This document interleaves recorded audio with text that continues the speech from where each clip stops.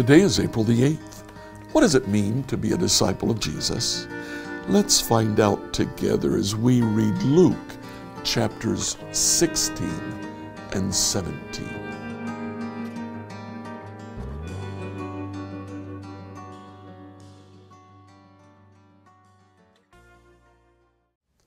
In reading through the Bible in a year, today I'd like you to read Luke 16 and 17. These chapters do hang together, but they cover a hodgepodge of different topics and different events in Jesus' life. These chapters are primarily about Jesus' teaching.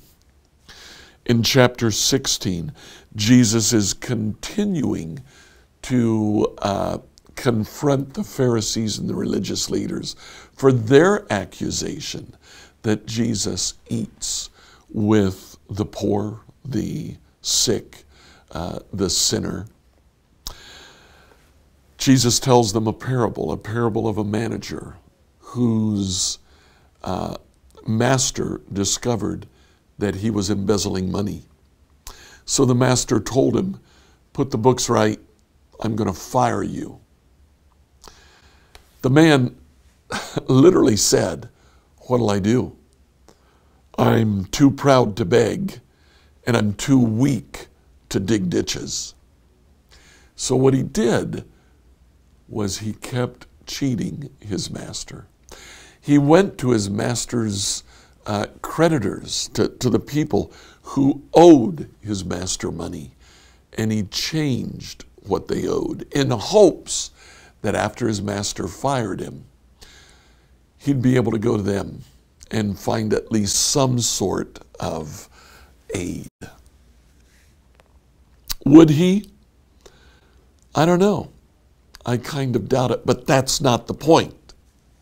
The point is that the master admired the dishonest, as the New Living Translation says in 16:8. The rich man had to admire the dishonest rascal for being so shrewd. He had to admire the man for taking it a step farther and cheating him even more. He talks about faithfulness, how we need to be faithful. Had the dishonest rascal been faithful, he wouldn't have lost his job. Jesus tells the parable then of a rich man and Lazarus. Lazarus begged at a rich man's door. He died, the rich man died.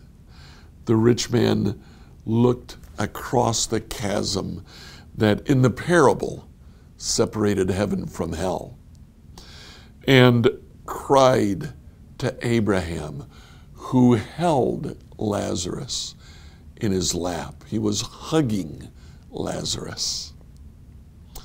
It was Zach a few months ago that alerted me that Lazarus is the Greek form of the name Eleazar. This is Abraham's servant. Abraham sees his servant Eleazar and he hugs him.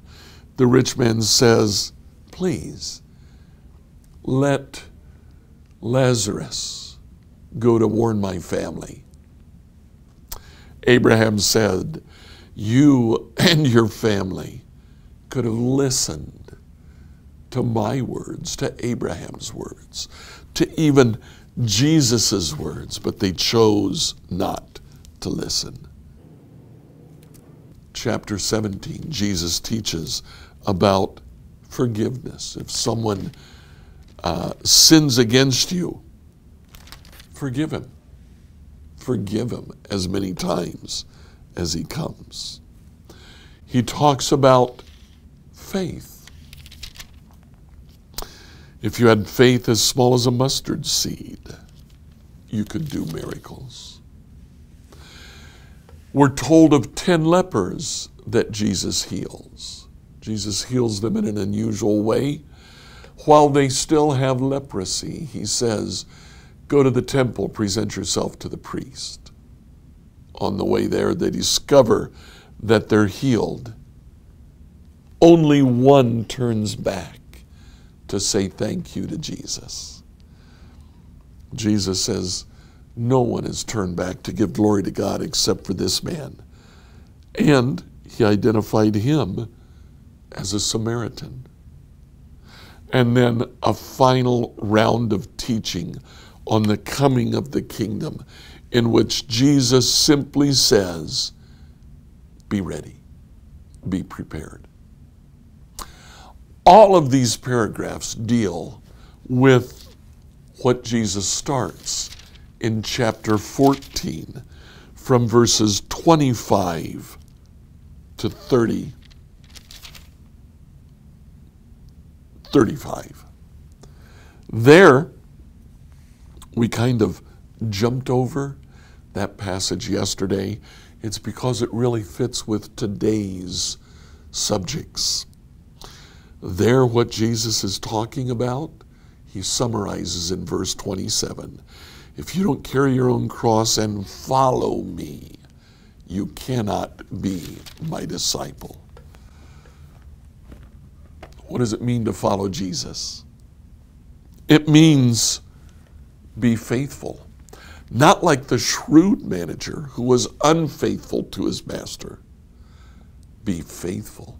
If you're faithful in little, God will trust you with a lot. Secondly, listen to God's message. Don't be like the rich man who asked Abraham to send witnesses from the dead to speak. Listen to the witnesses that we currently have. Chapter 17, to be Jesus' disciple, we must forgive. To be Jesus' disciple, we must have faith. Like the one leper who returned, to be Jesus' disciple, we should be thankful to God for what he has done for us. And just like those who heard Jesus' prophecy about the coming of his kingdom, we need to be prepared. What does it mean to be the disciple of Jesus? Be faithful, listen to his words, forgive those who sin against you, have faith, be thankful, and be prepared.